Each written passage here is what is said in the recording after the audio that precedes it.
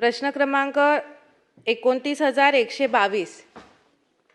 अध्यक्ष महोदय, छापल्याप्रमाणे अध्यक्ष महोदय, वसई विरार महानगरपालिकेची स्थापना होऊन 16 वर्ष झालेली आहेत आणि या महानगरपालिकेची लोकसंख्या जवळपास 24 लाख अशी आहे आणि यामध्ये मनपाचे अजूनही एक स्वतःचे रुग्णालय सुसज्ज असं नाही आहे अध्यक्ष महोदय. त्यासाठी आत्ताच निधी शासनाने मंजूर केलेला आहे आणि भारतीय सार्वजनिक आरोग्य मानांकनानुसार महानगरपालिका क्षेत्रात 50,000 लोकसंख्येला एक नागरी प्राथमिक आरोग्य केंद्र आवश्यक असतं अध्यक्ष महोदय. पण ह्या 24 लाख लोकसंख्येला 48 आरोग्य केंद्राची आवश्यकता असताना आता केवळ 21 प्राथमिक आरोग्य केंद्रच अस्तित्वामध्ये आहेत.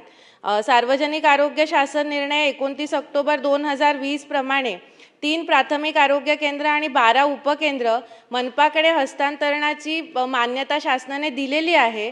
परंतु गेल्या 5 वर्षामध्ये अध्यक्ष महोदय यावरती पुढे काही कारवाई झालेली नाही आहे. 16 जुलै 2025 रोजी सन्माननीय मुख्यमंत्री महोदयांनी बैठक घेऊन आदेश दिले की हे 3 आरोग्य केंद्र, 12 उपकेंद्र आणि 116 जिल्हा परिषदेच्या शाळा या विनामूल्य हस्तांतरित करण्यात यावा महानगरपालिकेकडे. परंतु अजूनही यावरती काही कारवाई झालेली नाही आहे अध्यक्ष महोदय. अध्यक्ष महोदय, माझा या अनुषंगाने 2 स्पेसिफिक प्रश्न आहेत की आरे रुग्णालयाची 11 जून 2025 रोजी एक GR निघाला होता की जसे आहे तसे त्या परिस्थितीमध्ये रुग्णालयाचं हस्तांतरण करण्यात यावं. त्या पद्धतीने ह्या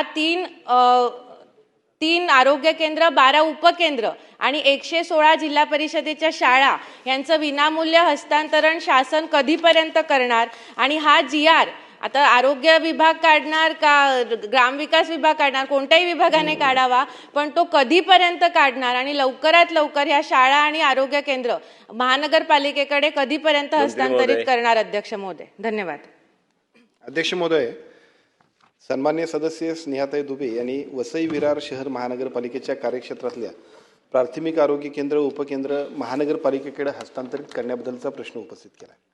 खरं तर त्या सगळ्या आरोग्याच्या सेवा अधिक चांगल्या पद्धतीच्या व्हाव्यात आणि त्या आरोग्याच्याच नाही तर प्राथमिक शिक्षणाच्या आणि प्राथमिक आरोग्य केंद्र म्हणजे आरोग्य आणि शिक्षण या दोन्ही विषयांचा जो का हस्तांतरित करण्याबद्दलची एक बैठक राज्याच्या मुख्यमंत्र्यांच्याकडे 16/7/2025ला झालेली आहे. या बैठकीमधल्या निर्देशाप्रमाणे जे काही ग्रामविकास आणि आरोग्याचे संबंधित विषय असतील तर ते महानगरपालिकेकडे वर्ग करावेत आणि वर्ग केल्यानंतर त्याचा संपूर्ण खर्च, तिथली जबाबदारीसुद्धा त्यांनी पेलावी अशा पद्धतीच्या सूचना सन्माननीय मुख्यमंत्री महोदयांनी दिलेत. मी एवढंच या प्रश्नाच्या उत्तराच्या निमित्तानं सांगू की जे काही बैठकीचं प्रोसिडिंग CM साहेबांच्या मान्यतेने झालेलं आहे त्याची प्रत्यक्ष कारवाई करण्याबद्दल सरकार सकारात्मक पद्धतीनं निर्णय घेईल. सकारात्मक म्हणजे काय? 5 वर्ष झाले मंत्री महोदय. सकारात्मक म्हणजे काय? लोकांच्या प्रश्नाला जर इथे न्याय मिळणार नाही तर हे सकारात्मकता काय व्यक्त होणार, कशी व्यक्त होणार? आपण सांगा. मुख्यमंत्री महोदयांनी जुलै महिन्यामध्ये निर्देश दिलेत आणि आपण शासन किंवा स्थानिक स्वराज्य संस्थांमध्ये बाकीची काही लेनदेन ऑन पेपरच होते, ते adjustment of account on paper असतात. त्यामुळे त्याचा निर्णय झाला पाहिजे. आपण त्याच्या संदर्भात बैठक करा परत पाहिजे तर आणि त्या प्रश्नाला सोडवा. शेवटचा प्रश्न विचार.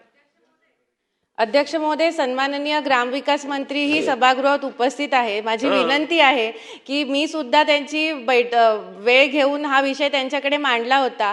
तर या दोन्ही विभागांनी एकमेकांमध्ये समन्वय साधून हा आमच्या जिल्हा परिषदांच्या शाळा, आरोग्य केंद्र आणि उपकेंद्रांचा प्रश्न कधीपर्यंत, किती दिवसामध्ये, म्हणजे आणखीन आम्हाला किती दिवस वाट पाहावी लागणार अध्यक्ष महोदय? किती महिने?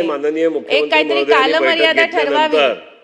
माननीय मुख्यमंत्री महोदयांनी बैठक घेतल्यानंतर याचा मार्ग निघाला पाहिजे. हा प्रश्नच यायला नाही पाहिजे इथे.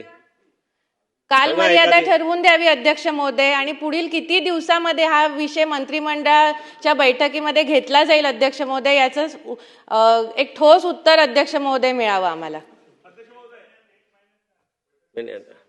प्रश्न सुटतोय. अध्यक्ष महोदय, सन्मान्य सदस्यांनी जो प्रश्न विचारला आहे त्या प्रश्नाच्या अनुषंगानं 16/7/2025ला याच्याबद्दलचा मुख्यमंत्र्यांच्या दालनामध्ये त्यांच्या अध्यक्षतेखाली बैठक झाली आणि या बैठकीमध्ये स्पष्ट निर्देश दिलेत. मी प्रश्नाच्या अनुषंगाने इतकंच सांगतो की नगरविकास विभाग आणि ग्रामविकास विभाग या दोन्ही विषयाशी हा संबंधित विषय असल्यामुळं याची एक बैठक या तिन्ही विभागांची आम्ही घेऊ आणि जो निर्णय मुख्यमंत्र्यांनी दिला त्याची प्रत्यक्ष अंमलबजावणी आम्ही करू.